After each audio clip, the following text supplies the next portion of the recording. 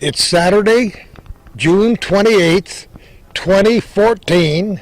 The sun is shining, and I think we're standing within 6 inches of where we stood when Babbie's Rural and Farm Learning Museum first opened. Leeward, Babbie, how are you, buddy? I'm fine, thank you. How many years ago did we start this? Did you start this whole thing? 4 years ago in June. Calvin? Well, that's close to 4 years because we're still in June. Well, you and I talked about this before it happened. We did a couple interviews, and you said, I'm sure. and you said, here's what I'd like to do. And if I had a nickel for every time I've had people say, here's what I'd like to do, you know? Yeah. I'd like to go to the bank and find $1 million in there, but it ain't going to happen. So a lot of people have dreams, Leeward, and the dreams never come true in real life. That's true. But you have what my mother used to call stick-to-itiveness.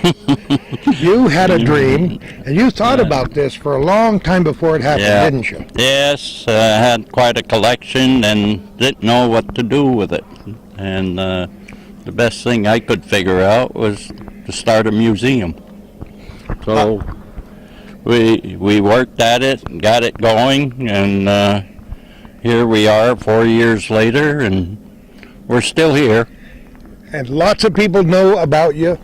I see your name mentioned in so many places. All the teachers in the schools know about you. Oh, yeah, boy, we did have quite a group of school kids this spring.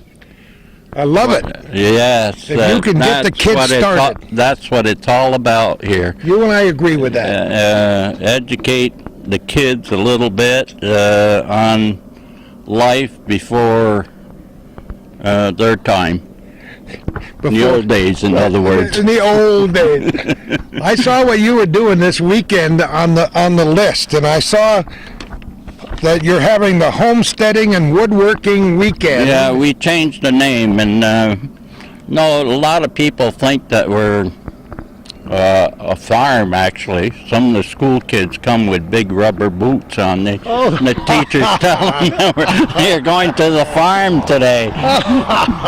Other people think it's a tractor museum, and we got to try to educate the people that we're not strictly tractor, we're not farm, it's an agricultural museum, and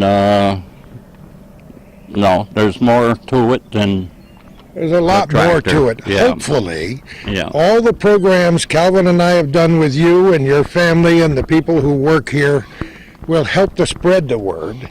And every time I mention it to somebody, do you know where Babbie's Rural and Farm Learning Museum is? They say, yeah, on the River Road. We took the grandchildren there a couple weekends ago. Yeah. So the word is getting out. Yeah, and I think the schools really help with that. You know, we had 70 kids from northern Adirondack. Wow. And 51 adults. That's almost one for every. Isn't that amazing? It's amazing that the adults that come along with the school kids.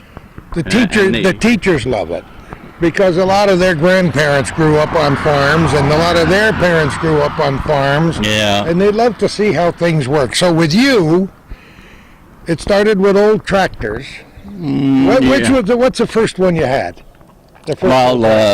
My parents bought a Parmall Super C back in 1954. Of course, farming, things changed and the tractor became too small to really do anything, but it was parked.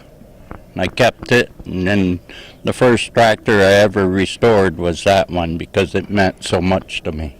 Personally, and you still have it. Oh, yes. Oh, yeah. Oh, yes. That's one thing about a collector. He never sells or gets rid of anything. See, my wife calls it stuff. And when you said I had a collection and I wanted to figure out what to do with it, every day of my life, my wife tells me what to do with it. And sometimes in language that we can't use on hometown cable, what are we going to do with all this stuff? In my case, it's mostly music and old records. Yeah. I just have so many. You never have enough. You never have enough. No. You're lucky she calls it stuff. My wife calls it junk. Oh, yeah, my wife has a few choice words for that. She calls me a hoarder, but there isn't a room in my house that I can't find a way to walk through. You know that? Sometimes you have to climb over a few things. So how many tractors do you have now? Antiques, 14. I love it. Yeah. I love it. Yeah. And some of them are displayed right here. We have some out, and there's a few. This is a new one over here. That's my son. Yeah, that's brand new, right? Yeah, brand new. Yeah. What on year? Display. What year? Oh God. I didn't get that information. Sorry. But he's got it. But David can tell you. David's got it running. Oh, everything runs here. Well, I know, but David would die if he couldn't make it run, right? He won't give up. He'll get it going one way or the other. Well, I was reading to my wife what was happening out here today before I left, and Calvin picked me up. And it says, for the women, demonstrations of the butter making and weaving. So that's going on this weekend. Use a washboard and vintage wringer washing machine. I said to my wife, how'd you like to learn how to use a washboard? She called me a bad word because she spent a lot of her married life using a washboard and way back in the day, hand washing, scrubbing on the washboard. Sometimes memories aren't too good. No. Better explain that's the first marriage. That was another marriage, yeah. But Kay and I have been married for 40 years, and believe me, we got a real washing machine and a dryer right now. Well, it always amazed me, our neighbor here, she was in her early 40s, and she came over and looked in the kitchen. She had never seen a wringer washer. I mean, to me, that's modern. That blows. It really is, because I can remember the first one we had in our family, right, where you just turn the crank and run it through, and I kept trying to put my arm in it to see if I could make it stop. Then there used to be a release on it, so you could, if you got your shirt caught in it or something on the way by. But those, at first we had a gasoline engine on our first washer, I remember. And it was a Maytag engine, I'll bet you. I bet you too. And guess what I turned it into? I ran my bicycle off it. We built a little platform, put a wheel on it, and connected it with my bike, and we went down the street just putt-putting along with the old Maytag, and it still ran good after more than 200,000 miles, I'll bet you. Yeah, those Maytags were something else. Isn't that amazing? That's wonderful. So, have you got, during the spring and summer, like for the rest of the summer, do you have a lot of stuff going on? Well, we have special events. I think Calvin. I got the list. The list. The next special events? The next one in August 3rd is Teen Day. We're having a day for teenagers. Fire roll contest, hay forklift contest. Steve Grotto's going to be here. God knows what he'll do. Probably juggle a few tractors, maybe. Then we got a hay and grain harvest plus music weekend on August 16th and 17th. So we're doing this in late June. Then you got the 4th annual Kids Fair and Festival. That's a ball. September 6th and 7th. That's a big one. That's a big one. Yeah. Face painting, pony rides, catch a fish, visit the animal, old-time games. And then harvest weekend coming up on October 11th and 12th. That's corn harvest, with basically. Any luck at all, the corn is the corn up now? Oh yeah, it's better than a foot tall. Come on. Yeah. It's got to be knee-high by the 4th of July, my mother used to say. Yeah, that's true, too. That'll be no problem. I saw a few fields on the way up this morning where the corn was only about 4 or 5 inches. I don't think they'll make knee-high unless you're a very short person. So anyway, it's fun what you do. You can now share your vast wealth of knowledge with other people. And you feel strongly about this because you and I have talked about it many times. And if you can get to those little kids, 5, 6, 7, 8, 9 years old, and show them that wringer washer, show them how shingles used to be made. Yeah, it's... You've done something. Yeah, and I feel good about that, And the other thing, feel good about when people go through and brings back memories of their childhood. I enjoy that too. They have stories to tell. They all have stories to tell. Yeah, whether they're good or bad, but they have stories. You know, I don't think I've mentioned it since we started this program, but you're located on the River Road. How far close is it to Peru School? About 2 miles? No, less than that. I would call it 1.5 miles. Mile and a half. Yes. That's and, good. You know, we're trying to set up a sign at Hogan's there for the museum, and we're trying to get tourists in here also. I love the locals. I wish they would show up a little bit more, but we have to try to get the tourist people also, you know, keep us going here. Calvin and I have said at least 4 million times on this show and elsewhere that we live in a fabulous part of the country up here. And people even from New York City and what they call upstate New York and the Catskills in Westchester County have no clue what goes on up around here. No, they don't. So if we can use the internet and the Facebook page and all of that social media thing to entice people to plan their vacations in the North Country and spend a day during one of those special events at Babbie's Rural and Farm Learning Museum, we'll have accomplished something. And I'm with you. I wish more local people would come over here. We see this all the time. I ask people, like last night I was telling ghost stories in Wilmington. Ask people how many knew about the Kent DeLord house. Well, most of them did because they're historians. But you can ask people up the road here, have you ever been to the Kent DeLord house? And they shrug their shoulders. It's amazing the people in Peru that don't know we exist. Yeah. It boggles my mind. But anyway, I was going to bring something up. Oh, the website. You know, we have a pretty good website. I think so. And a guy from Georgia saw a demonstration of the shingle mill and sent a letter asking if we knew where there was another one. Oh, really? He wanted one. Way out in Georgia. You know, that's what technology does today. You don't find those everywhere. No. And that one didn't even run when you first got it, did it? No, it hadn't been used for quite a while, but it wasn't too bad. We got more complicated equipment than that to get going. That four-way planer was a doozer. Well, you know, Calvin and I and Hometown Cable, and this program's called Our Little Corner. We've been with you off and on since the very beginning, when you just had a germ of an idea, that dream I mentioned earlier. Yeah. And that's why we keep coming back at least once or twice a year to make sure you got your underwear on straight and that things are going well here. It's going well, yeah. The volunteers, they've been great, you know. You can't operate without these volunteers that come in and help the schools.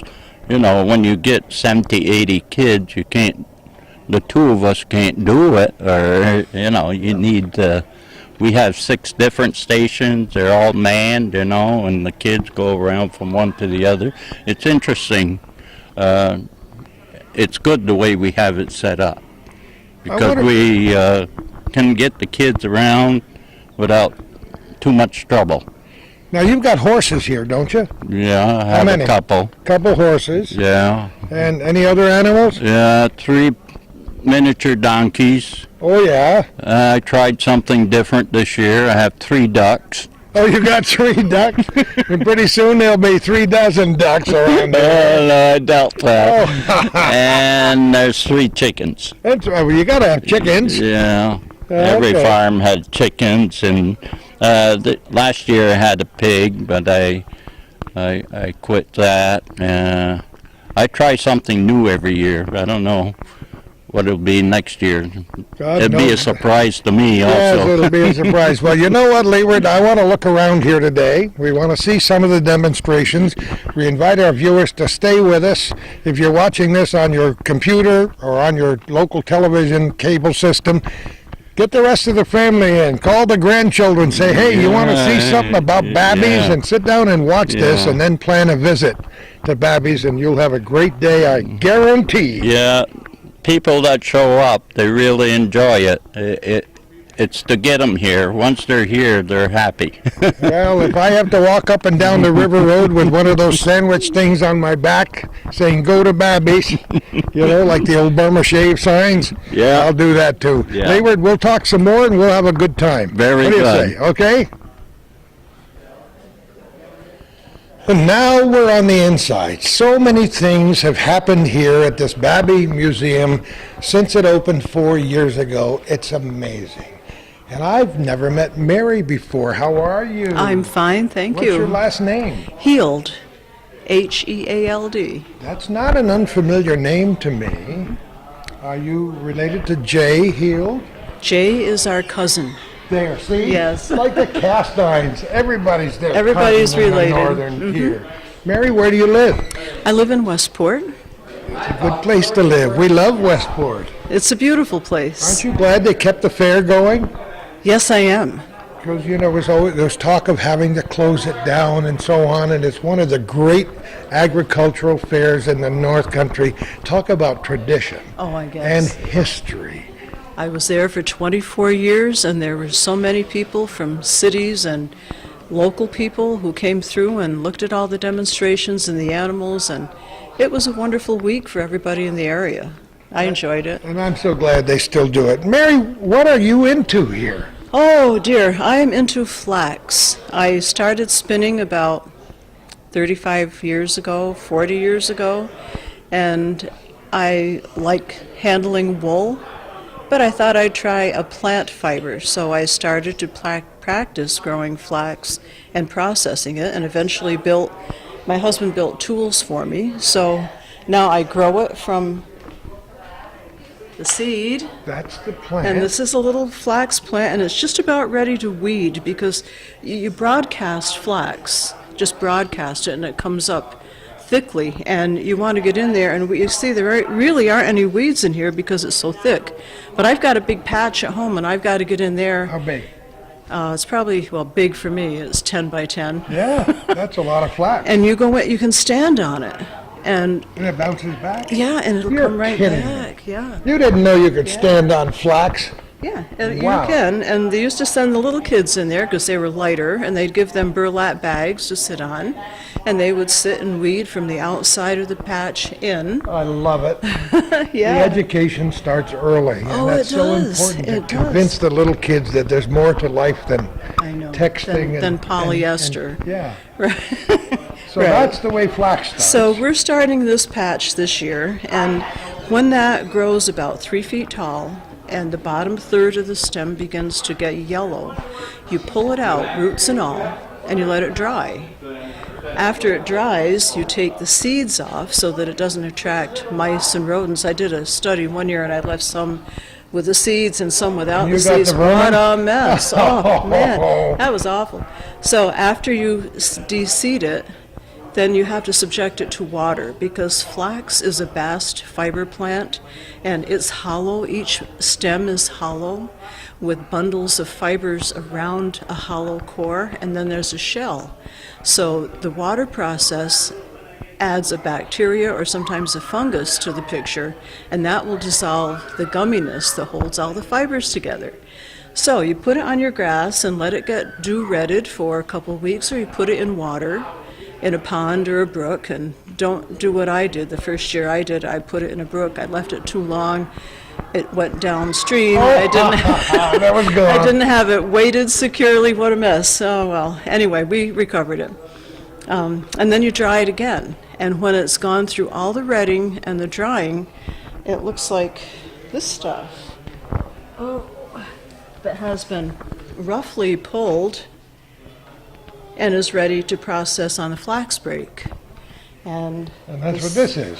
That's what this is. And the stuff that I grew and left the seeds on is in this basket, and the stuff that's gray has been retted, and that's in the other basket. See, that's a word that was unfamiliar to me until I came here today. Really? Yeah. The retted flax. Retted flax. R-E-T-T-E-D. Correct. Now, was this a long learning curve for you 35 or 40 years ago? Had you ever seen this done? No, I had never seen it. I You grew just, up. like Leeward, you just had a dream? And I you grew up in the middle of a little town, and when it was the time in the 60s and the 70s when people were back to the land, and we wanted to be self-sufficient, so we had goats for milk, and we had a garden, we had chickens, and I thought, well, I have sheep, I'll grow flax. So I had to learn a lot about it. I did a lot of research. I went to the Cooperative Extension in Westport. I borrowed their old place to books. go. I had just finished a bachelor's degree in history, so I used my research training to go into the research of what was done in Essex County years ago, and then gradually the history of it going back 6,000 years to the Swiss lake dwellers who dealt with flax fiber and made netting for fishing and things like that. So, yeah, it was a really long learning curve. I did some training in Maine with a woman who actually studied in Scandinavia. Wow. So it was a residential workshop with her, and I learned a lot from her. I had firewood that I used to smash up the flax with and try to scrape it because I knew the steps. But when I saw her actually handle the flax break and a scutching knife, then it just made sense. Getting all these new words, the break and the scutching knife and so on. Oh, yeah. That's amazing. So what's next? Well, what's next is that I'll put some on the flax break, and my goal is to break up the outer shell. So it takes a little while to work that Let's shell see how off. you do it. Show Okay. us. I'll move over here with you. And if you've been a good flax grower, you keep all your root ends together and all your flower ends together, and you don't let go because you'll have a mess if you do. Okay. And you start a little bit below midline on the flax, and you just pound it.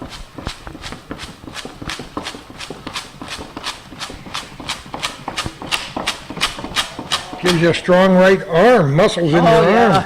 I think the Yankees could use you this year. Oh dear. Look at this. So that's why it's called a break. That's why it's called a break.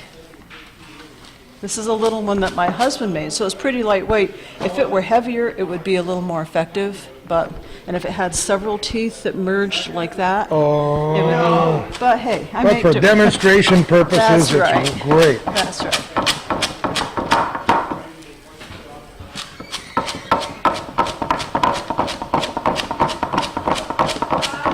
How can you tell when it's right, Mary? When it's pretty flexible, see this end is really I see stiff, what you mean. this end is not. Uh-huh. So it all has to get to that condition before you go to the scutching board. I wonder if I have, no, okay. And this is the way it's been done for centuries. Yes, yes. Maybe even millennia. Well, the Egyptians had to do something similar to this because they made linen fabric Oh, sure. at more than 100 ends, 100 threads per inch. For those people they who had know to finally- about that fabric, they know that that's Oh, a yeah. lot. That's amazing. Yes. You just don't find 100 threads per inch very often. No. Even in your sheets, right? Right.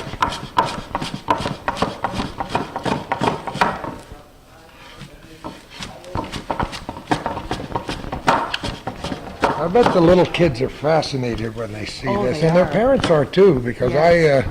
I've never seen it demonstrated this way before. Do you travel around a lot doing this, Mary? I used to, but for the past 24 years, I've been teaching full-time. So Where? At Mariah Central. Good for you. I just retired a couple of years ago. And what did you teach? High school English. I'll be very careful with my grammar. I'll use only polysyllabic words. Oh, that's great.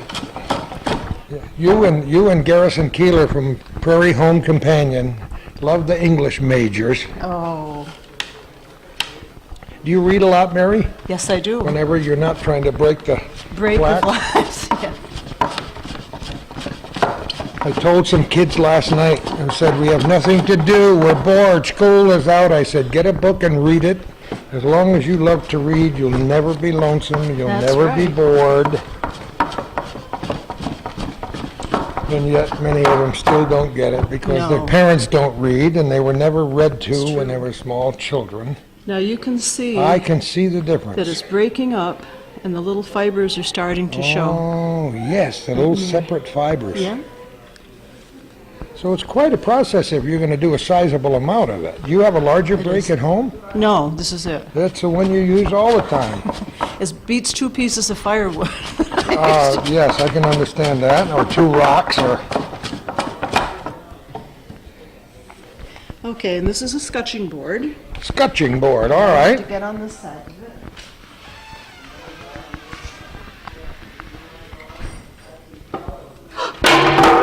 Sorry about that. I would bend over, but then you'd have to dial 911. There, Scutching board. yeah, and scutching knife. And a scutching knife. It's kind of tapered. And it just scrapes the chaff Yeah. away from the fiber. I love the smell of it, don't you? Yes. I love it. Hope that doesn't fall out again.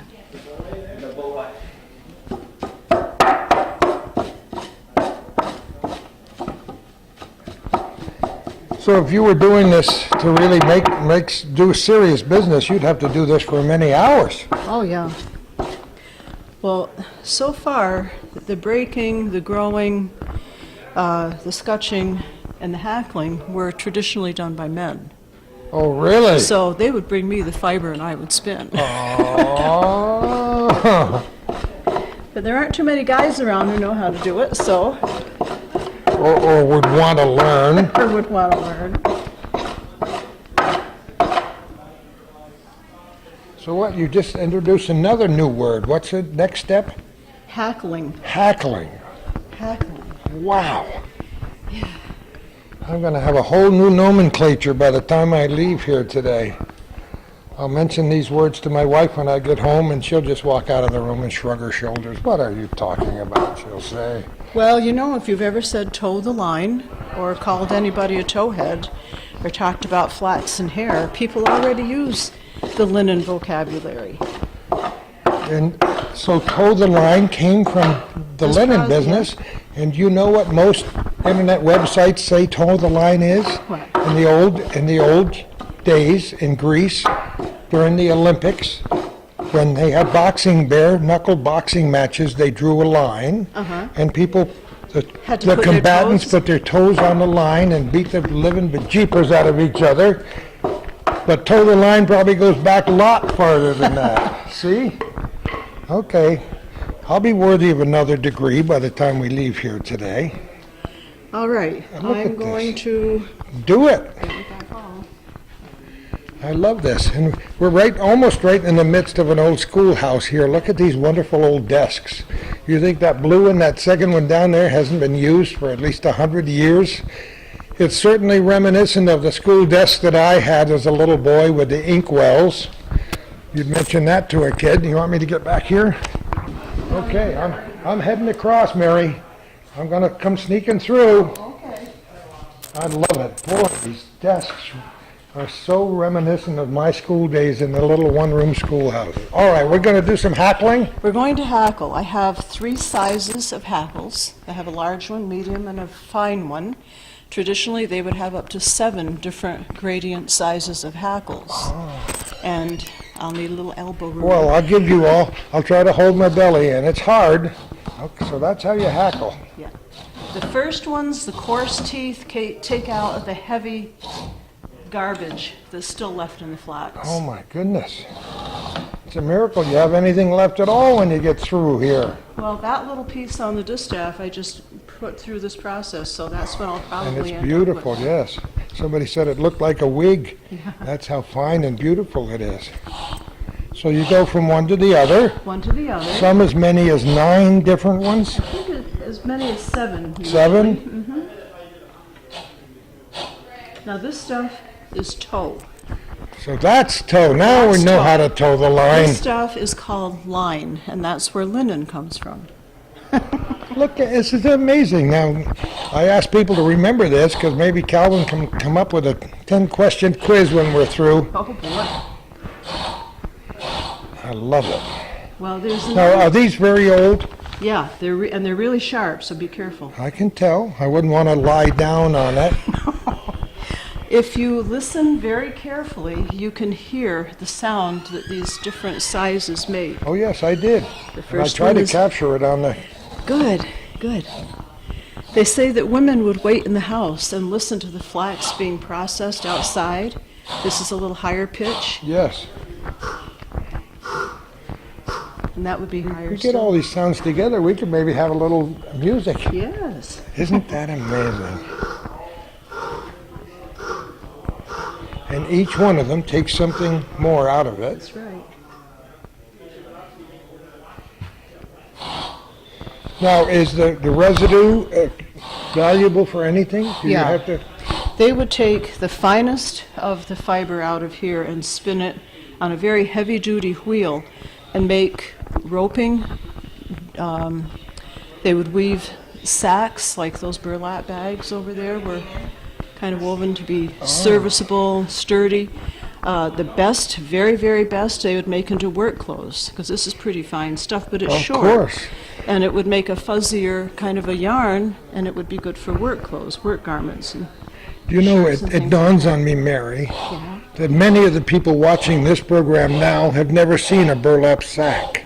That's true. So they have no idea what those. Of course, Calvin and I have not only seen them, but have lifted them on the farm and carried them into the granary so many times. You knew you were a man when you could When you put a could carry- 100-pound sack on your shoulder and carry it to the granary during combining season, you know? Wow. That's beautiful. And muzzle loaders like it too for cleaning out there.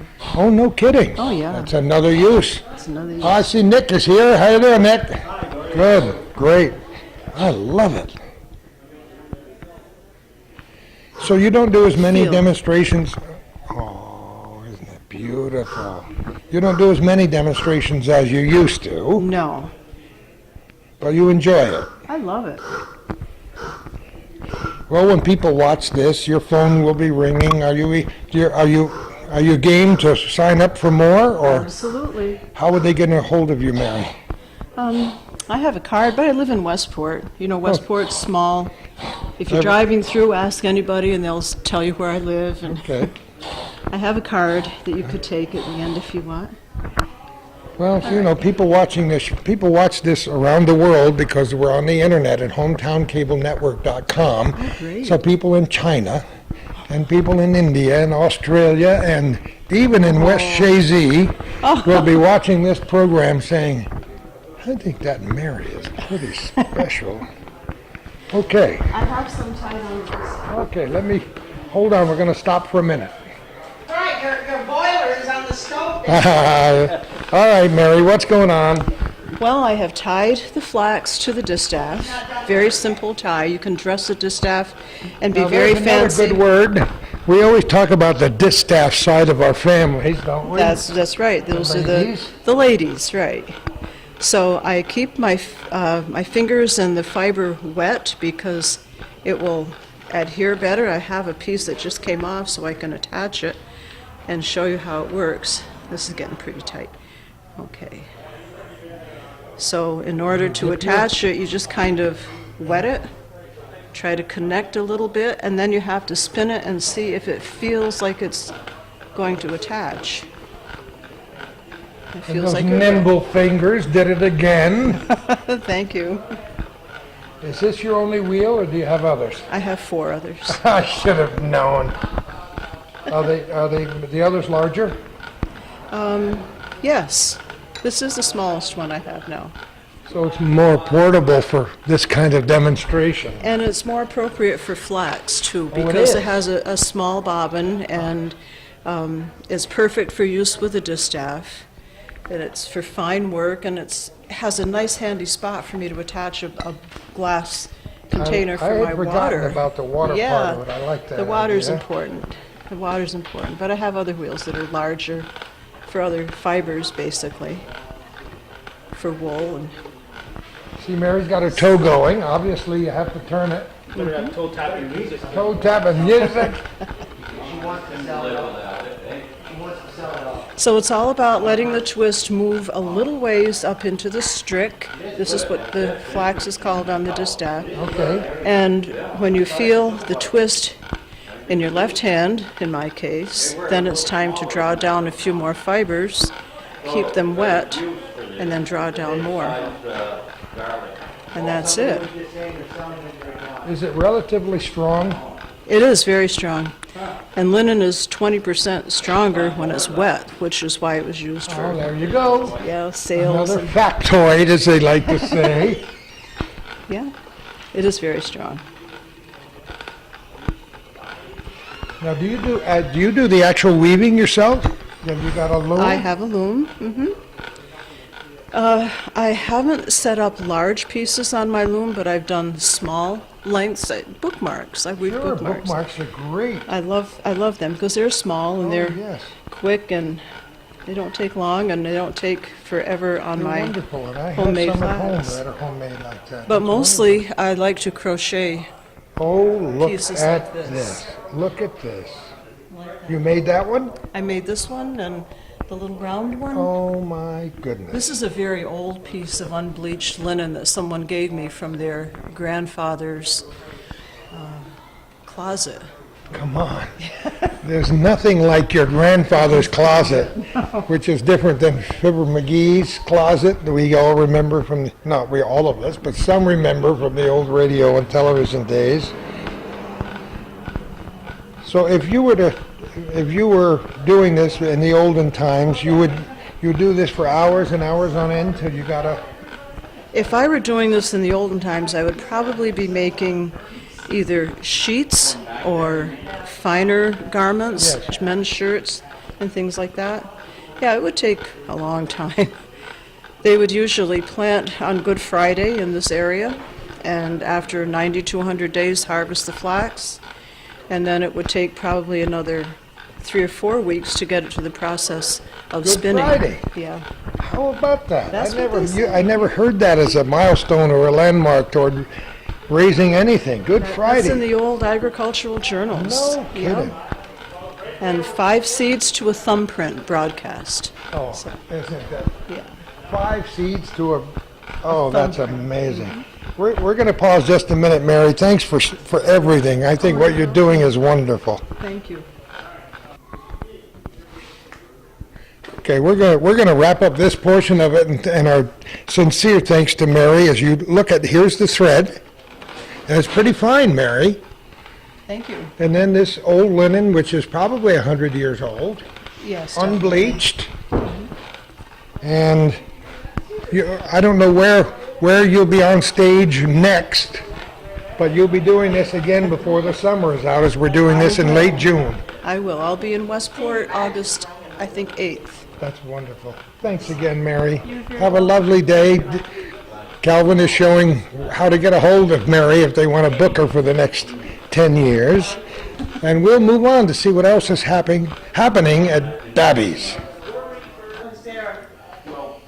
We were going to talk to Audrey for a minute, but people came in. She's getting them to sign in. What we've got here is wash day products from the very beginning of time, old-fashioned washing machines, some of them powered by different things, one of them even by the family dog. Yeah, if they didn't have kids to turn the handle, they probably bought a dog treadmill. Well, I'm guessing that many people watching this have never seen machines as old as these. I don't know where you found them. Yeah, I was lucky on most of it. My son found that one in Keene, New York. And, Really? Yeah, and we had some that were donated. This one was donated. This is a ringer. Yeah, it actually, what do they call it? A gyrator? It actually washes, but it doesn't spin. It just... It does the invigorating, or whatever they called it. And then it wasn't dangerous for the kids too, because if you turn it by hand, you can stop quicker.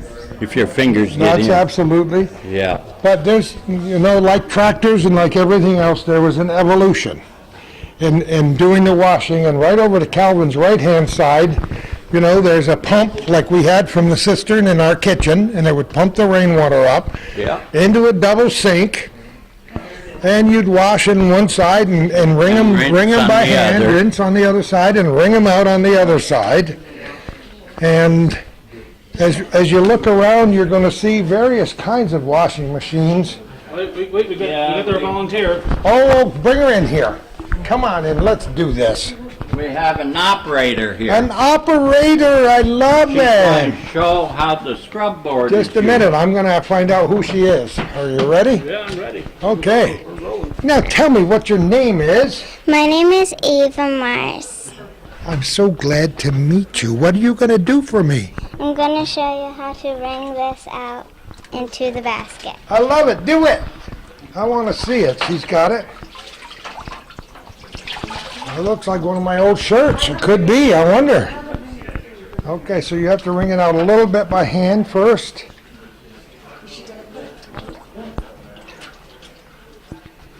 And my wife always says, you didn't wring enough water out of the washcloth. Through the ringer. There, here we go. Open it. I'm going to let her do it because she knows how. Yeah. Don't get your fingers in there. There it goes, baby. She's cranking it. And she's going to get. Look at this. Every drop of water is going out of it. And that's an old wooden wringer. Yeah. It's really not that hard, is it? See that? You squeezed all the water out. And we're not even going to make you hang them out on the line today. You know, there are people watching this program who've never seen a clothesline.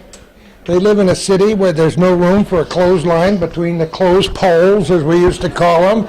Sometimes you had one connected to your house and it went out 50 yards to a tree. And you pulled the line and it had a big pulley and it went, and then you use wooden clothespins. And the first ones you didn't squeeze. The first ones looked just like a clothespin with two fingers on it. And it would go on the clothes and go on the clothesline and it would hold your sheets there. Have you ever heard any good ghost stories? No. Oh, well, I have. And I know somebody who lived up in the northern part of Clinton County who, when she was a little girl like you, helped her mother do the wash. And they hung all the clothes on the clothesline outside, and they went in the house, and they looked out the window, and all the clothes had changed positions on the clothesline. And if you believe that, I got a bridge for sale in Katyville. No, that's a true story. This is fun. You're a good demonstrator. What grade are you in school? 2nd grade. I'm going into 3rd grade. I can't believe it. You're 8 years old? Yeah. How did I know that? I don't know. It just makes sense. And besides, I love your hat. Yeah. This old equipment can be seen here and many other places. We talked about This one's special. this machine. Yeah, I was brought up with one of those. During the summer, it was out on the porch, and during the winter, you'd stick the exhaust out the window, and washing was once a week. Monday was wash day. Yeah. And in my house, Monday is still wash day. And it depends on how dirty I get my clothes. Sometimes it's Tuesday and sometimes it's Wednesday. Yeah. And remember what I said before about what kind of washer it was? Maytag. A Maytag. Maytag man would be proud. They built the washer, plus they had the Maytag engine on those. That's before electricity was distributed out in the rural areas. And in many areas here in northern New York, let me get on this side, in many areas here in northern New York, we didn't get electricity. I say we because that's when I was brought up. Yeah. Until the late 40s and early 50s, some Yeah, didn't some get electricity. places, yes. Way out in So the country. These were, they were great, worked just as well as electric, this type here with electric This motor. is the next generation right Yeah, here. This is the next generation. Boy, does that look familiar. Wow-wee. Personally think this isn't very old, but Just about 60 years or more, maybe 70 years, maybe 80 it years. doesn't seem like that. But to me, that's quite modern. And you know what this is, folks? It's a simplex ironer, Yeah, a mangle. you're right. That's right. A lot of people don't know what a mangle was, but that's what it I is. don't think there was too many households with A lot of this people piece didn't. of equipment. They were great for sheets and that, big items. My mother worked at a laundry during the Second World War, and so I used to go and see her and watch the mangles in operation. Big ones. Really? Big ones. Bigger than Big that, mangles. yeah. And it burned to the ground. And not only was my mother out of a job, but that was the day we brought all our laundry in to be done. So we didn't have any more laundry in my family after it burned. And I think I remember my mother making the exorbitant sum of about 43 cents an hour, maybe. Yeah. Not much money back in those days. For sure. So that's how the wash day worked. You got tubs up here. Yeah, and you ironing got, boards. Then you got the ironing boards, and you got the wash. Little wash ones for Yeah, for scrubbing. delicate items. Now they use them in a band. Washboard and jug bands where they blow on the old crockery jugs and run the washboard. and run that. I love it. Well, one more thing we've learned today, Leeward. We're going to move on to see what else we can see, okay? Very good. All right. We're at Babbie's farm on the River Road in Peru, and once again, we're going to be educated and entertained by members of the Champlain Valley Wood Carvers. We've talked to you before. I forgot your name. My name's Mark Paul. How are you, Mark? I'm very good. And Who's you? next to you? This is Karen. Hi, Karen. Hello. I'm going to move all around and talk to you guys, so don't be lonesome until we get there. So what's going on today? I've seen your work. We're doing some demonstration and showing people off, trying to get more people interested in carving. That's our goal. Let's talk about that. How would somebody who watches this join? Well, we meet September through May at the May Carrier Building Bring a sharp knife. every Tuesday, every second Tuesday and fourth Tuesday of the month. So you just walk in the door at 6:30. Somebody will be there, and we'll show you how to carve. If you already know how to carve, grab a piece of wood and start carving. We always It's a have. wonderful thing to do, and I've mentioned it before because here in Babbie's farm, we're talking a lot about the olden days. And when I was a little boy, and that really is the olden days because I'm older than dirt. There weren't even any antiques when you were born. Oh, they were were. They were all brand new back then. But every boy and many girls carried a jackknife in their pocket. In my case, it was in a little pouch on my high tops. Yes, that's true. Everybody carried And jack. everybody whittled and carved. If it was a cake of soap, did you ever carve a cake of soap? We do. As a matter of fact, the gentleman you want to talk to is Clyde about that. He's We're gonna an talk to expert. Clyde. Clyde's an expert on soap carving. Isn't it? I love it. What a way to make a key, huh? Right. So what kinds of things are you making today? I'm making wood spirits. I love them. Look at Here's that one face. right here. Look at that face. Right. So My these mother are would love that. these are carved in no, don't worry about that. These are carved in cottonwood bark, just in the bark. The bark gets to be 3-4 inches thick, and it's really nice carving. Is it soft? Soft, real soft. Oh, I like that. And plus it holds detail pretty well, so you can get eyebrows and stuff like that in there pretty handy.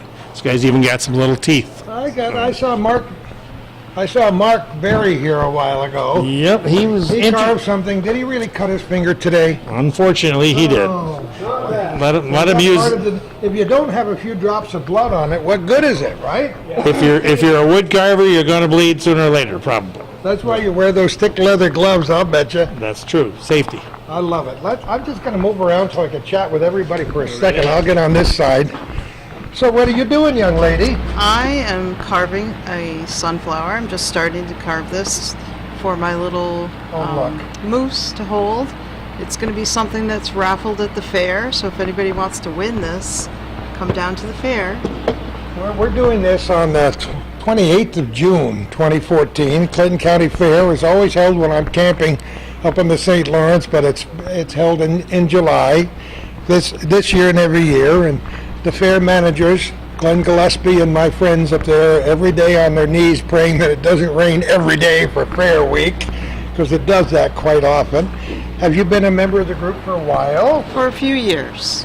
I joined a few years ago after going to the fair and seeing some of the things that they did and said, yeah, I'll go down and see what it's like. I've known so many people who have tried their hand at carving. Some give it up after a while, but almost everybody can learn to carve some. Yes, it's not that hard. Have you made lots of stuff? I've not made a whole lot of things, but I've made some things. You enjoy it. It looks Yeah, it's like a a lot lot of of fun. fun. Besides, it's Very fun relaxing. the camaraderie of the group. Who are you? David Miller. Hi, David. Hi. These tools are amazing, but he looks like he has some very expensive tools. I don't know. Just a few. Not too many. You need a good day job just to buy the knives. More of a starter type thing. So what are you making? Just starting on spoon. My first spoon that I've ever done. So It looks like my size spoon. I could eat my bowl of oatmeal in about 4 bites with that one. yeah, you might be hungry by the time I get done. Oh, with really? It, though. It's going to take a little while.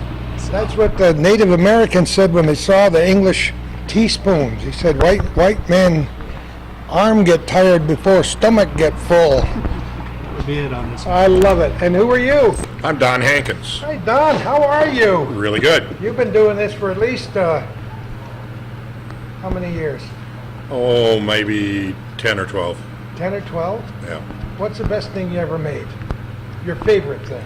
My favorite thing usually is on a cypress knee, a Santa Claus. Oh, really? Yeah. You do a lot of Christmas figures? I kind of enjoy doing Santa Clauses. I wonder how that started. Just on a Somebody whim. taught me how to do them. They were easy to do. What are you making there? A little church? Making a little church. Look at this. I love it. So From beginning to end, how long? Maybe 5 hours? I would imagine that'd be about right. But Just a guess. What do I know? right now I've been doing it about 5 weeks. Oh, yeah. That's a Gordy Little speed. I love that. No, thank you. Oh, we got to get over in the corner. We're going to sneak right over your shoulder, my man. Go for it. We know who you are, but Yeah. tell everybody. Clyde Vincelette. How are you, Clyde? I'm doing good, Gordy. So you're not carving soap today? No, not today. The butternut comfort bird, worry bird. Just make sure Calvin can see it over the top of the sign here. Oh, look at this. Yeah. Worry bird? Yeah, people just rub their worries away once it's done. It's pretty much just a silhouette of a bird with a smooth I've never surface. seen a worry bird before. there's I've two. seen a dirty bird. Yeah. And I've seen a worry stone. I carry them in my pocket, a soft stone that you rub, and It would pretty much be on that same line. no splinters, Clyde? No, there won't be when it's done. There's two that are finished on the table. Oh, I see them. Look at those. they're- Oh, they are beautiful. What is that just a little poly on there, or what is that? It's tongue oil, 7 coats so far. Oh, my And God. Come on. When Carvers need patience, don't they'll they? probably end up with about 10, and then I just snip the dowel piece off. The dowel's only there to hold it Yeah. while the tongue oil dries, and so you don't get your fingers all over it. No, I didn't ask anybody before you, but do you sell the items you make, or what? Once in a while, I do. Not very often. I do it more for the joy, and I give a lot away. A lot of people carve just for the pure pleasure of Relaxation. doing it, relaxation. Yeah. Some people specialize in worry birds and Santa Clauses and things like that, and some people make walking sticks. Yeah, Mark actually is our walking stick guy. He has a whole barn full of uncarved walking sticks at this time, and eventually they'll all get carved, right, Mark? Yeah, that's why people like you have to live to be a ripe old age of 112 or 13 so you can get all the projects done that you got started out there. Never get him done at that. Never No, get it done. he's got a lot of them. Okay, I'm going to move over, Clyde. Very good. I'm going to try not to strangle you or me when I get my cord out here. Who are you? I'm Walt Miner. Walt, turn that around, that beautiful Native American. I'm working Look on a at small Indian today. that. Oh, I love it. Also doing some chains. This boggles my mind. The chains boggle my mind. After about a quarter of a link, see, I live right on the river in Morrisonville, and I don't know if you've seen a flying chain before, but mine would probably fly into the river after I cut myself about 6 times. I'm left-handed, by the way. Oh, boy. Are there any left-handed wood carvers in the world? That one right there. Oh, I don't see too many scars, Clyde. No, That's got a little what- bit today, but that's not bad. So is this your specialty, the Indians, the Native Americans? I do a lot of Indians. This is a mountain man that I did. Well, let me show it to Calvin so he can see I it. don't know if you can see it with the camera or He not. can see anything with that camera. A lot of people say it looks like Willie Nelson. Oh, really? And I do I a love little bit it. of everything. Dogs and Oh, that bulldog. You see, I love bulldogs lady. more than anything. gargoyle over there. I try to Oh, look at the gargoyle. do a variety. Oh, Walt, that's beautiful. Gargoyles. Talk about history, I do a huh? lot of Native American. Do you? Yeah, a lot of Native And American. why is that? Just because? I love doing faces. That's what Oh, I you do? Oh, yeah. Faces are probably the most fun of anything because Now, the faces come out of your head, or do you look at a picture? I look at a lot of pictures. Do you? I don't have nothing in my head. Did you look at Willie? Did you look at Willie to do that one? No, actually I didn't. I had a photograph of a mountain man that's supposedly out of the western mountains, and I don't know how Turned many out looking people. like Willie. I don't know how many people watch all these cable channels these days. But wherever you want to go to Alaska, you want to go to below zero country, you want to go to Australia, you can watch a show. And these mountain men oh yeah, truly amazing. truly mountain man. Everything by hand, and Yep. they do a lot of carving and make things by hand.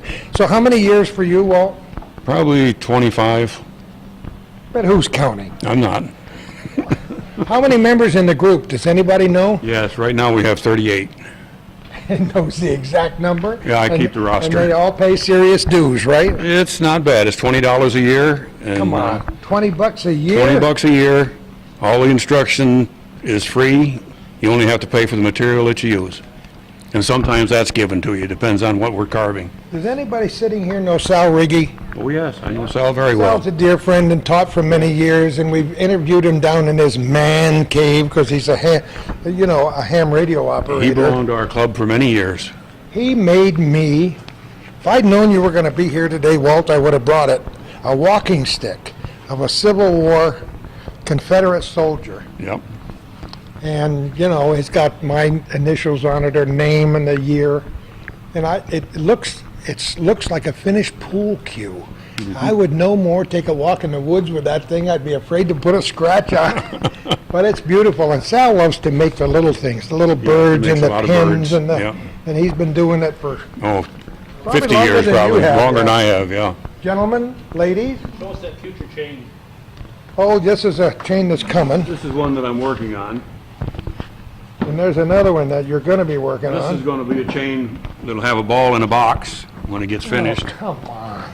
This is one I was working on last year, and the upper links broke off, so I had to quit. Oh, see, that's what I mean about That's what throwing it in the happens. river, Walt. I didn't throw it. I just said some words and kept it. Yeah, I know those words. I think I invented most of those words. My And this poor is a- preacher father's this is turning a over in the screen. completed- Oh, that's a That's lovely. all one piece of wood. There's nothing glued.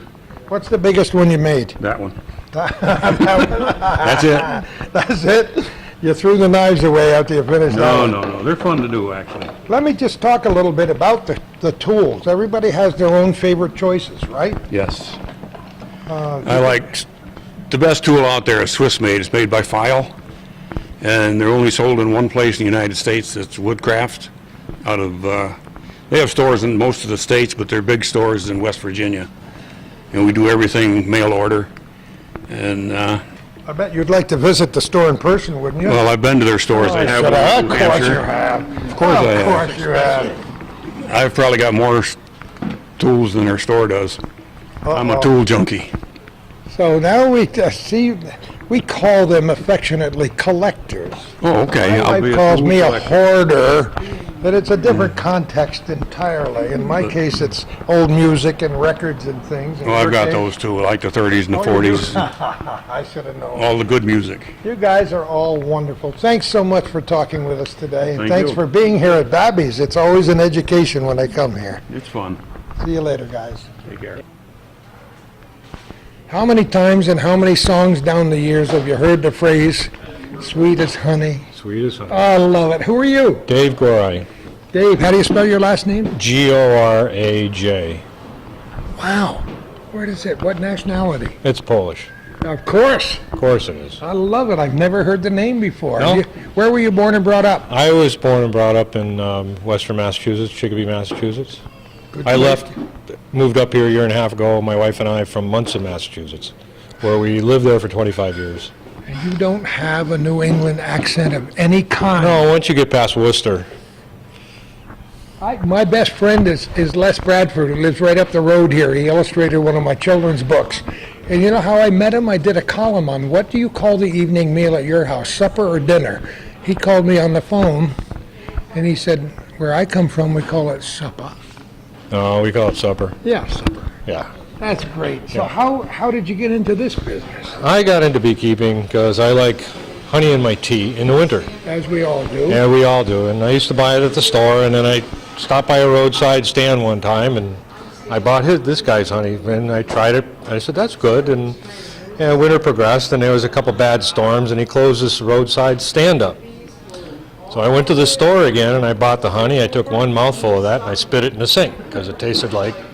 Yeah, I know what it tasted like. So I won't continue there. So I went back, I drove up to his house, and I drove down his driveway, and I pounded on the door, and I bought a 5-pound jar of honey from him. And I said, I went home, and I said, talked to my wife, and I said, the only one way to take care of this is to do it myself, in my own backyard.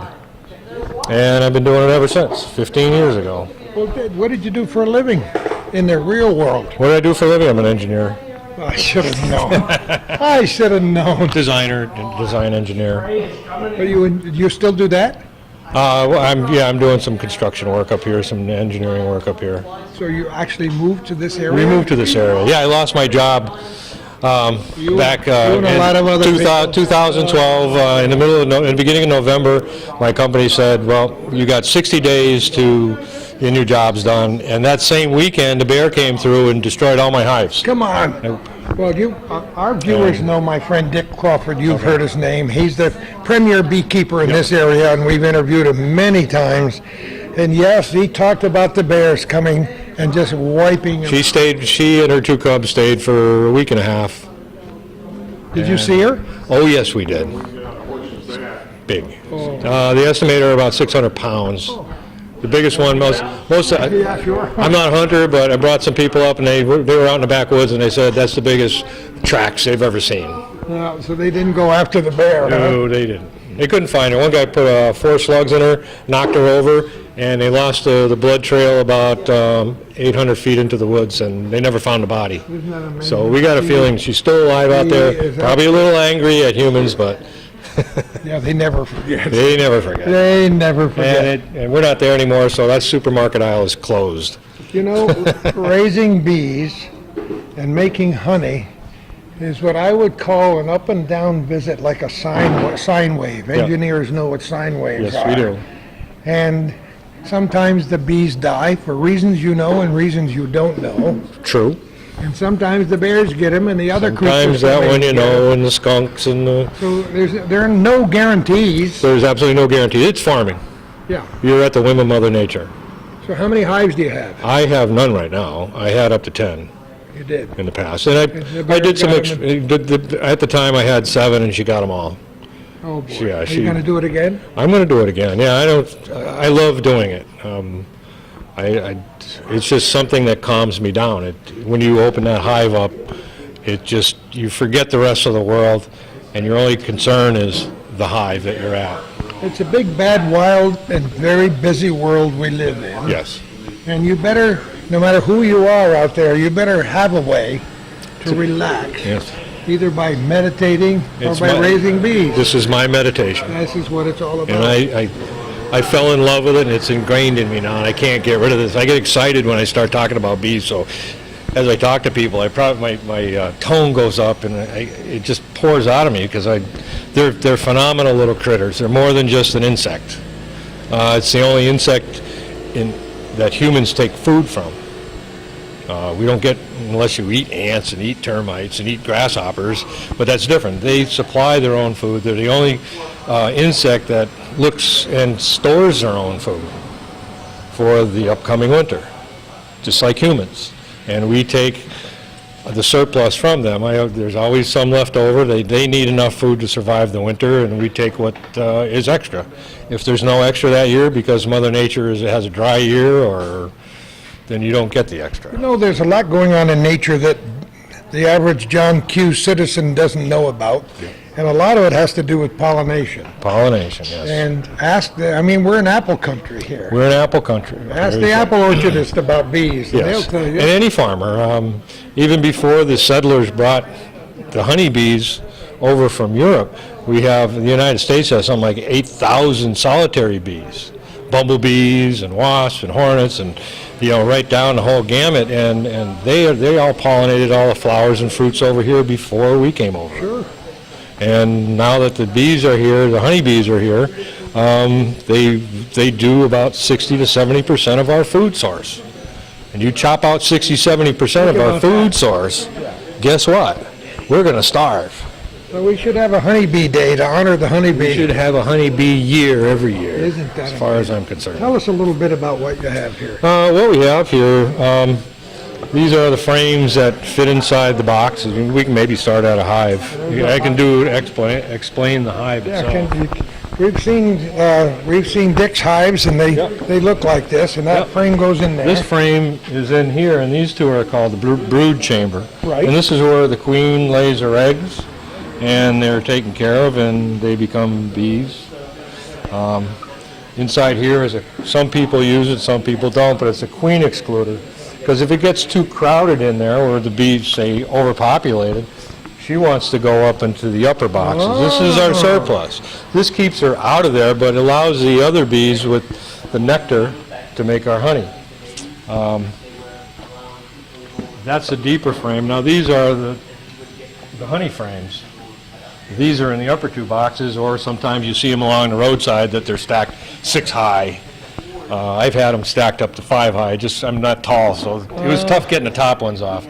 But this is all the bees' work. It's all the wax. The wax is made from honey, which is made from nectar. It takes 8 pounds of honey to make 1 pound of wax. So all the work. And in a bee's lifetime, to visit 1 million flowers makes 1/8 of a teaspoon of honey.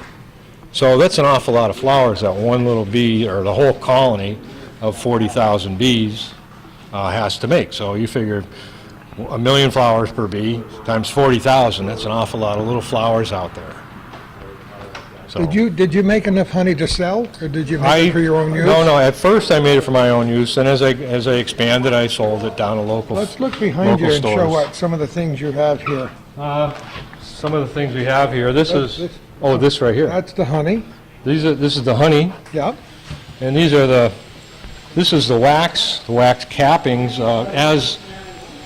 After the honey is produced, then the bees cap it over, and then we scrape it, which frees up the honey, and I melt them down with a solar wax melter. It's just a piece of glass with the wax in there, and I make candles, and I put it in my soap, and you lit hand creams and lip balms and stuff like that. It's used throughout the cosmetic industry. So you don't know if you're going to get some more hives? Well, not this year. Probably next year I'll start back up again. Yeah, its transition is tough. You move from a house after 35 years into an apartment. It's hard. Now we're just starting to transition out into a home again, so. So have you done school demonstrations? I've done 2 at the Munson Free Library. Oh, yes. And beekeeping tonight. Yep. I've done 2 of those, and I also did one for the Munson Mass Garden Club, which it was supposed to be a 1-hour speech, but it ended up being 2.5 hours, and I sold like 45 pounds of honey. No, come on. Yeah, it was fun. People really You're good at it. That's why. Well, people don't understand what this little critter does. So That's why we owe a lot to our friend Dick Crawford, because he'll do anything he can to educate people about bees. yes. He shows up every week, or did. I'm sure he will this year at the farmers market in Yes, I've seen downtown him down there. Plattsburgh. Yep. And besides, he's a nice guy like you. He wants to impart the message to young Yes. people and to other people Yeah. It's very important that this keeps going. You know, we just don't stop. forever. So you're going to be around here a while. I'm going to be around here a while. I'm not getting any younger, so the roots are. Yeah, I know how it is. We're delighted that you moved here. Thank you. We're delighted that you took time to come to Babbie's today. Yes, thank And you. more important than that, we're delighted that you gave us a little education about bees. Okay, thank you. Good luck, and thank you so much. Thank you very much. Nice to meet you. And we've taken the hometown cable cameras outside. David, how are you? Very good, very good. One of the younger Babbie crew. One of the younger ones. So what do you got running today for the folks that stop by? Well, we have a Farmall Cub set up on a small planer. And Todd's going to show that to us And later. Todd's going to demonstrate that. We have an old two-man distant chainsaw. Oh, you think I haven't handled those babies? Well, back in the day. Back in the good old days, right? Oh, clearing for Route 81 up in the Watertown area. And each man had a saw, at least one saw, and sometimes we had a two-man saw. And you had to clear so many feet in a day. And now there's a big road there and no more trees. Yep. Those are the days when you needed to have some pretty good muscles to haul around the chainsaw. Yep. And drag them through the swamps and the hills and up and down. Then we go to lunch and leave it on a stump and come back, and the fire would come out of the ground because it burned underground, and it would burn all the chainsaws up, and the poor guy I worked for lost his shirt and various other body parts that summer.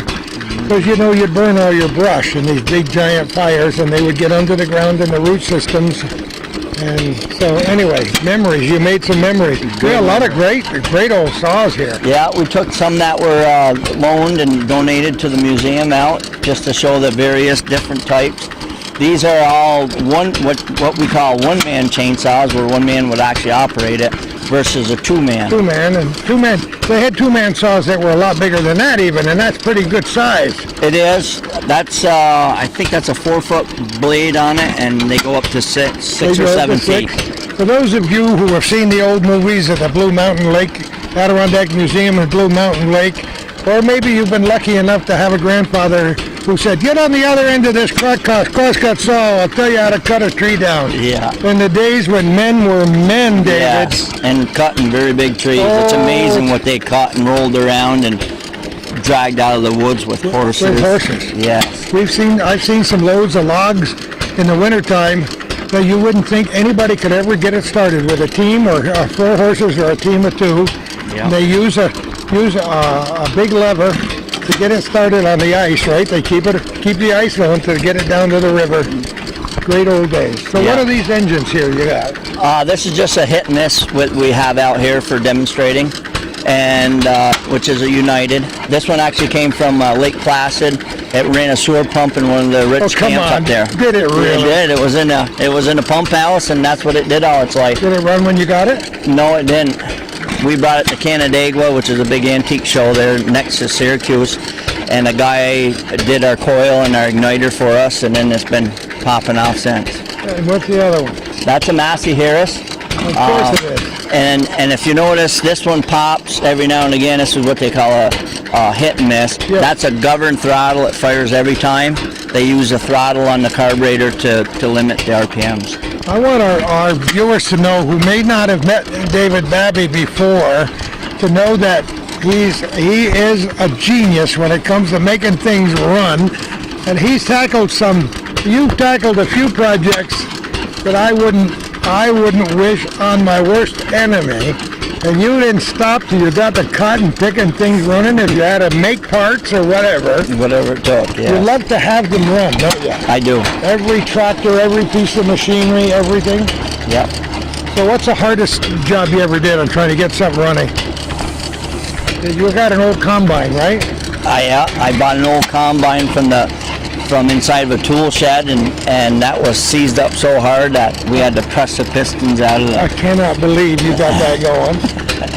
Yeah. But you did. One of many of the, that was a few of many of the projects that we've done. When you were a little kid, did you ever dream, you knew about your father's dream to have a farm like this sometime. Yeah. Did you ever think it would really happen, David? No. It took a lot of thinking, a lot of conniving, a lot of planning. A lot of work for many different people Yeah. to organize and to put something like this together. People are watching this for the first time, have no idea what it's all about, but it's on the river road in Peru, not very far, only about a mile and a half from the school down the river road.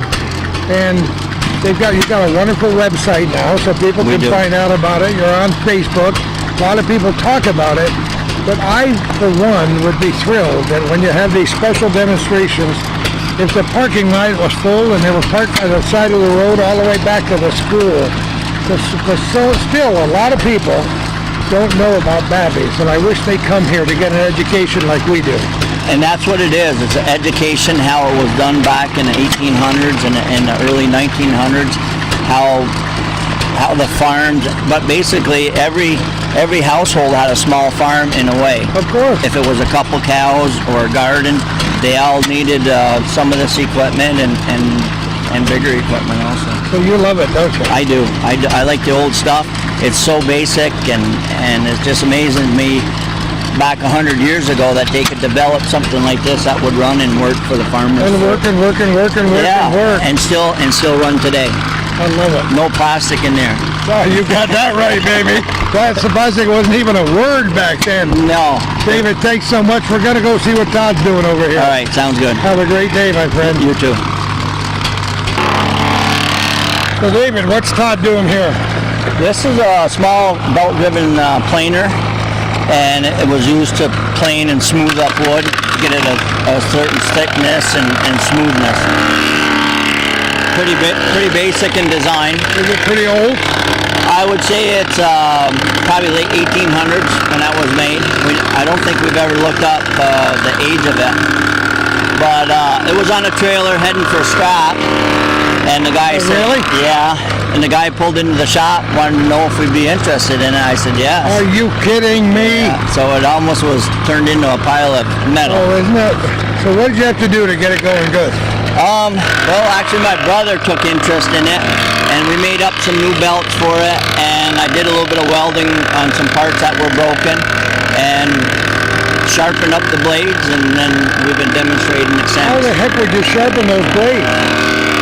Take them off and use a grinder. And did you? And they might have sent them away to, I'm not sure, to a guy that actually does that, because they're similar to the blades that are used on today's machines. How adjustable is it? Well, they're getting pretty thin. I think you can go up to from 2-inch, maybe even 3-inch thick, all the way down to basically nothing. No kidding. Yeah. What kind of wood is that? That's a piece of pine. Doing a beautiful job. Sure is. People are fascinated by that. You got an old tractor. Do you have to get that old tractor going yourself, or did that run when you got it? That's one we bought for my brother on his 40th birthday. Come on. The family got together and bought it, and I brought it over to the shop and put the blade on it and got it all up and running and good to go. And on his 40th birthday, we gave it to him. I love it. Yeah. How many people would want a tractor on their 40th birthday? That's truly amazing. Yeah, and he's still in love with it. I love it too. Yeah. So a lot of the stuff you get has been seized up in a barn or on a trailer somewhere. So you got to take it apart. Yeah. Try to get it going. Sometimes you have to make parts because you can't get them, right? Right. Yep. Do some making, welding, fabricating. You'd rather be doing that than anything else in the world, right? Yep. That's what I enjoy. I love it. And you got a shingle machine too, right? Yes, we do. Yeah, that came from Silver Lake, Leroy Douglas. Oh, Leroy Douglas, the famous Leroy Douglas. Yes. I just went up through there on my way to Wilmington last night. Up through Silver Lake? Yeah, I love it. What a ride. This time of year, are you kidding? It's beautiful. In the fall it's nice too, but just go up the Hazelton Road and the Guide Board Road and the Peasleyville Road and stuff. Yeah. So this has certainly been a great pleasure for us today. David, you are the best. Do you come over here every day? No, I wish I could, but I'm very busy with my business, so. Yeah. Tell people what your business is. My business is repairing logging equipment, farming equipment, Of course. orchard equipment. Whatever it takes, and there's always something broken that needs your help. It sure is. Have you ever looked at something and say, no, I can't do this? Never. Never. No, You're it just one of makes those me want guys. to try harder.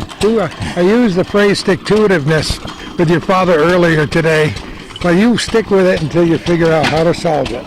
That's the way your mind works. It is. And you enjoy every second of it. I know you do. Learn that in farming. You just got to keep You at got it. to keep at it. That's what farmers do. David, thanks so much, my friend. You're welcome. Thank See you later. Be good. Well, we didn't move very far because you can hear the hit and miss in the background. I forgot your last name. Brett. Falcon. Falcon, how are you, Brett? I'm good. Good to see you. Now we're in the garden, baby. Yeah, we're in the Look what he just pulled out as I was walking up. Is that the most beautiful radish? Just give me a salt shaker and a jackknife. Never mind, I'll use my teeth. That's right. I got the jackknife, but not the salt That's shaker. a nice, perfect radish. So let's talk a little bit about what's going on here. Well, in here I have a medicinal. This is the culinary herb garden, and over there is some medicinal herbs. Look at the size of them. What do you got? Name some of this stuff. I see you got chives and... Got chives, garlic chives, sage, basil, lemon thyme, dill, and chocolate mint. And then over on the other side where the medicinal herbs are, there's yarrow, crane's bill, comfrey, angelica, bee balm, feverfew. You know, our old grandparents and our aunts and uncles in the olden days had a cure for anything, and they could grow it in the garden and dry it and make some liquid out of it or eat it. And the one that Ma talks about is wormwood. I've heard that. Shit, for some reason, my grandmother fed it to them almost every day. Oh my goodness. Well, my mother's fed me stuff that I'm not proud to say, like cod liver oil. And every day, that spoonful of cod liver oil.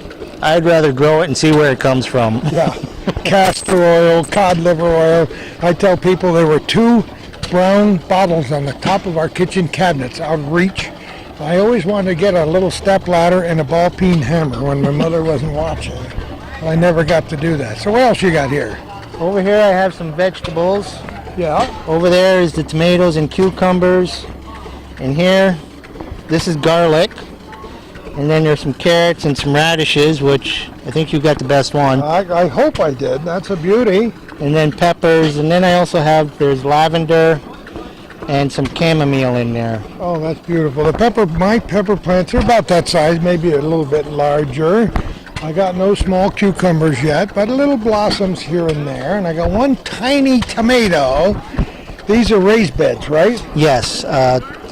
Raised beds, I really enjoy them because they're easier to work with and they keep things neater. They do. And if you play your cards right and lay some ground cloth down, you don't have many weeds to worry about. Right. Yep. There's many ways to do it. This is simple with railroad ties.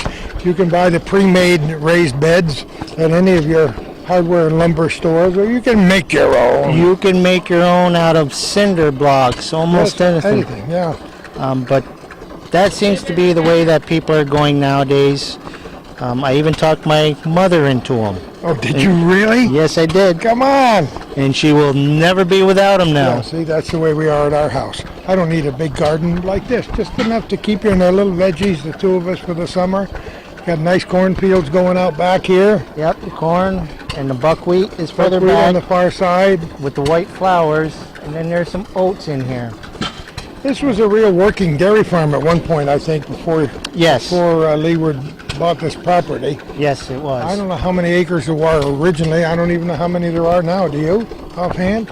I think there's over 100. I'm not positive. But it's fun, isn't it fun to be associated with an outfit like this? Yes, it is. It's fun. It's enjoyable. I've met some really great people, and meeting the people is just it's a wonderful experience. It's fun to have kids ask questions, you know, what's that, and how do you grow that, and what do you do with that? Well, some of the questions kids asked me, one was, how long you had your mustache? Oh, come on. That's really important. I had two of them in that one day. Asked me You that. had a mustache ever since I've known you. When Pretty did much. you start it? I might have been about, You were a teenager? yes. See? I graduated high school with it. You know, in high school, I was in high school before your parents were born, and I had long sideburns in those days. You know, the earliest of the Elvis days, even before Elvis. I think Ma would have a different view on that. My mother, I'll tell you what my mother's view was. Don't go to church with me. Not with those big sideboards on there. I don't want anybody to know you're my kid. Of course, I had what they used to call a DA haircut, too, with a part in the middle and the back. And this is polite family television, so I won't be saying what the DA stood for. So, yeah, I was a rebel. I don't know if you were a rebel, but I was a rebel. So you've had the mustache ever since. Yep, but that's, the kids are great. It's wonderful. Kids are great, and they're not afraid to ask you any embarrassing questions. No, they're not. No. You do your best to educate them and maybe instill in them some of the passion that this farm inspires. You know. I'd like to. It seems like a lot more people want to learn about gardening and just growing things, and that's one of the things I would really like to instill on people: is growing your own vegetables. Growing radishes like I gave you. Oh, no, that's a radish. And I That's didn't a radish. plant any radishes this year. That's almost the size of a plum. That's almost a full bite for me, You've seen this mouth in operation before, even though I don't have many teeth. I can get into that in no trouble at all. When I was a little kid, it was victory gardens during the Second World War. Everybody had a garden, your own garden, because things were expensive and other things were rationed, as they say. But through the years, a certain number of people, even living on rooftops in the city, have their little rooftop gardens. And now it's buy local. It's buy local, and you know what? I'm the biggest proponent of buy local. Go to the families markets all the way from here to the High Peaks area. There are lots of them, including a farmer's market in downtown Plattsburgh. They even have a winter farmer's market. Yep. Support the locals. We do. There's a lot to be said for natural, homegrown foods, right? Yes. And I don't know if you tried any of the cornbread inside. Yes, we did. Freshly ground corn. Lee would put about a cup and a half of syrup on mine and Calvin, so we slurped it up. We had a wonderful, very attractive young woman standing next to it saying, I've never tried cornbread, I'll try some, but oh, don't put maple syrup on it. I hate maple syrup. That's my favorite food in the whole world. It is. If Kay and I didn't have a half gallon of maple syrup standing by for the pancakes and the ice cream, and everything, oatmeal in the morning. Oh yeah. Maple syrup goes with everything. Oh, you got it, baby. Hey, thanks for talking with us. Likewise. Keep growing that great garden. I will. Thanks for the radish. You're welcome. Hard to believe it's almost time to wrap up our show. We've got about a 90-minute or so program here. You're Bill, what's your last name? I'm Bright. How are you, Bill? Fine, thanks. I'm doing fine. We were here with the hometown cable cameras when this barn went up. Were you here that day? Yeah, I cut the frame with Frank. Isn't that wonderful? And to see that it's solid, nothing fell down, nobody got hurt. But this barn was erected the old-fashioned way. Right, we put it up by hand. By hand, with pegs. With pegs. I love it. That was a wonderful education for me. So what is it? It's a blacksmith shop. It's a blacksmith shop. Tell me a little bit about what's in there.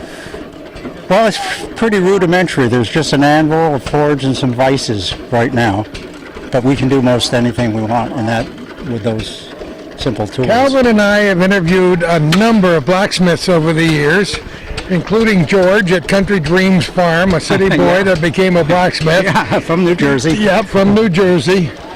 But it's quite an art, isn't it, to become a blacksmith? Yeah, it's kind of a lost art, but Shelburne has 6 different blacksmiths. Don't you love it? For those who haven't been to Shelburne across the lake in Vermont, shop, just great. Money talks, nobody walks. Yeah, isn't that amazing? They had the money to do it. So what kinds of things is he doing in there? He's from the 1812 homestead, right? Yeah, that's Charlie. Bearer, B-E-A-R-E-R. And he's the blacksmith at the 1812 homestead. Isn't that great? Yeah. He came here the week before we started opened the museum. He came and worked with us, and I think it's great. And we have a young boy. He was supposed to be here this afternoon. He's 16 who works with us. Come on. Yeah. Learning young. I met him at the fair at Larry Bosley's museum about 4 years ago. Now when that's I was something blacksmithing there. that's something we can talk about. Larry Bosley and Bob Cheeseman and several of my other friends have the nicest little museum on the Clinton County Fairgrounds grounds. It's only open a short time. If I live long enough, I want to see that open on a regular basis. Would be neat. All summer long. Yeah. I don't mind telling you, Bill, that I filled my truck up with about 1,000 pounds of antique tools from my father and grandfather and delivered them and gave them to him, including a lot of great old antique stuff that's near and dear to me. But it wasn't doing me any good, hidden away in the garage. So most of it's now on display at that little museum. That's great. That's great. Unfortunately, most people take it to the junkyard instead of to a museum. Well, not me. The few cents I could get for scrap would not be half as good as to watch the joy of people who go into that little museum.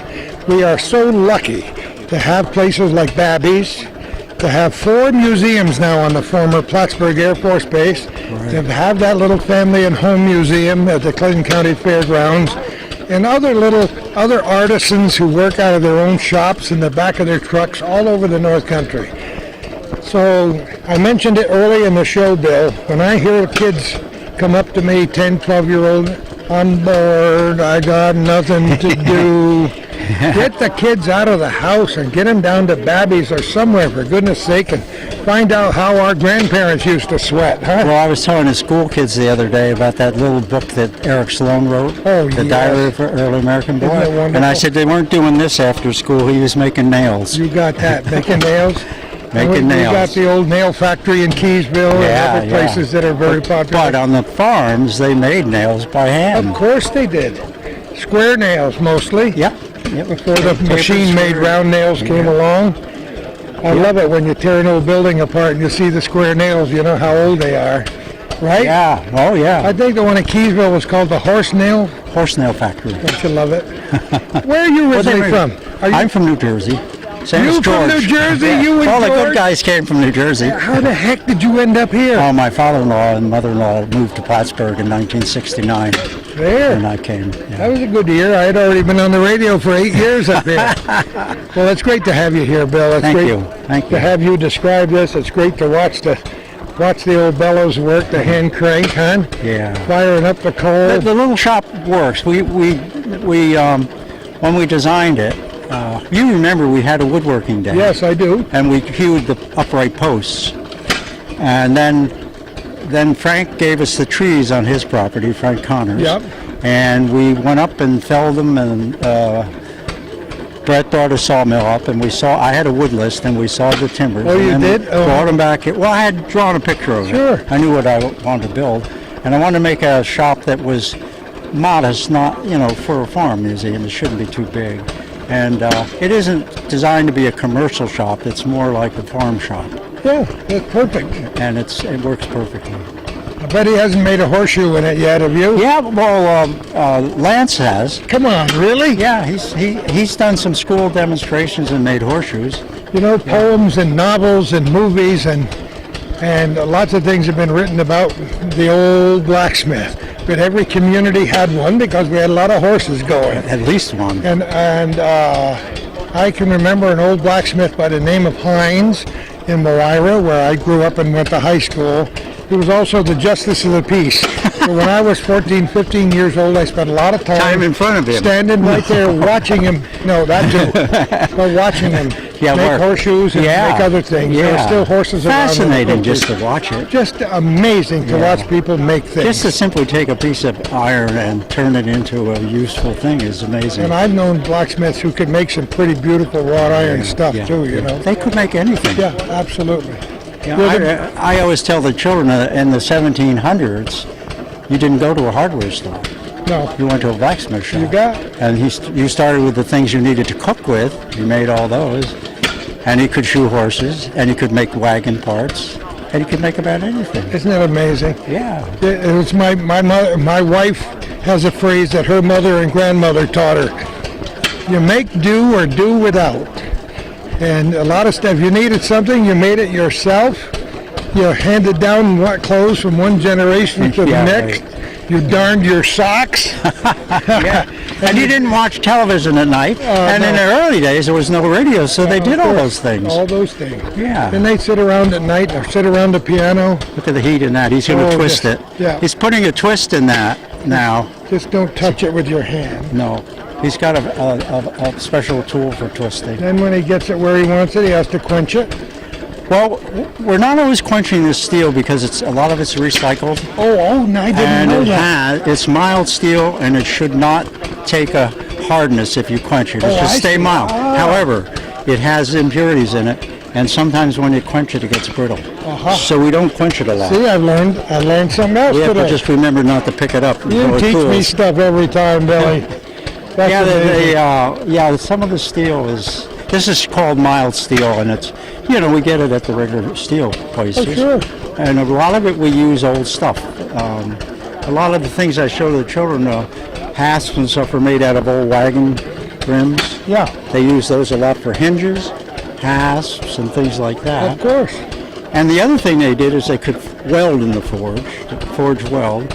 And if they had to make reins on a pair of tongs or something, I have a pair in there has 5 pieces welded together to make one rein. Is that So they never threw anything away. I mean, they used. Let's walk up this way a little bit. Calvin's getting closer. They did everything they could do, Yeah.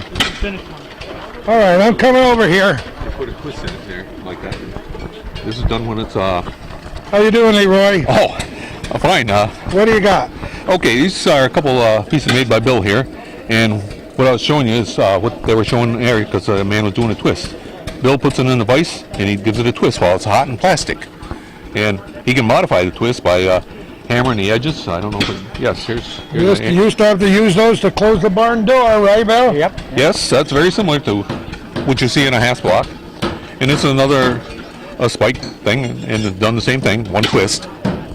And that's basically These are drive hooks Yeah. to drive into a beam or something. yeah, just drive it in the wood and it hangs. That makes perfect sense. Yep. Yeah. You gotta They're pretty handy. And the welding must give it extra strength, I imagine. Well, it just gives it a little. No, it's more decorative. Just decorative? Yes. Yeah, no, I don't think it strengthens it. That's all right. But It looks good. What we're doing here is just making handy items that we can show people the whole thing while we're doing it, and that's what he's doing for demonstrations. Charlie is making a pull Yeah, for see- a thumb latch, and it's nicer. What it is, Calvin, it's nice. It feels nicer. Yeah, I know. I like it. I like it. I mean, no, when you're holding it, for a handle. I got several of those at home, as a matter of fact. Well, we just saw on a video old that we were just doing there a minute ago is Charlie putting a full twist into the handhold that Bill was talking about. Charlie needs a full twist. Everybody needs a full twist every now and again. Well, I take things with a twist of lemon once in a while. I love it. A little twist never hurt anybody, right, Billy? Right. You know what? It's time to wrap up this here show at Babbie's. We're here on the 28th day of June, 2014. We're so glad Calvin decided to pick me up at my house in Morrisonville and head out here. I always get a great education today.